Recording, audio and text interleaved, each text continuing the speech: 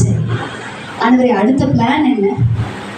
என் வீட்டில் இப்படி சொல்றாங்க, இதை சொல்றதை மீறி நான் ஒன்றும் செய்ய முடியாது. அடுத்த பிளான் நான் என்ன செய்யணும்? எனக்கு சொல்லிட்டாங்க. தன் கைகளை பலப்படுத்துகிறாள், தன்னை பலப்படுத்துகிறாள், உட்காந்து பலப்படுத்துகிறாள். எனக்கு இந்த வசனம் ரொம்ப பிடிக்கும்.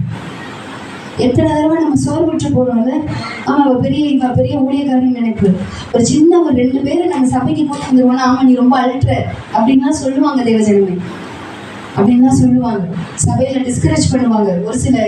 ஒரு சில பேர் அந்த மாதிரியான ஒரு சுபாவம் உள்ளவங்க என்ன பண்ணுவாங்க, டிஸ்கரேஜ் மட்டம் தட்டிக்கிட்டே இருப்பாங்க. ஆமா நீ ரொம்ப பெரிய ஆளா, ஒரு 2 வார்த்தை பேசிட்டீங்கன்னா பெரிய ஊழியக்காரின்னு நினைப்பா அப்படின்னு சொல்லி ஒண்ணுமே சொல்லாதீங்க. ஆமேன்னு சொல்லுவோமா? ஒண்ணுமே சொல்லாதீங்க. Be quiet. அந்த மாதிரி நேரத்துலலாம் பி குவாய்ட். என்னெல்லாம் பார்த்து நிறைய பேர் அப்படி சொல்லியிருக்கிறாங்க. ஒண்ணுமே சொல்ல மாட்டேன்.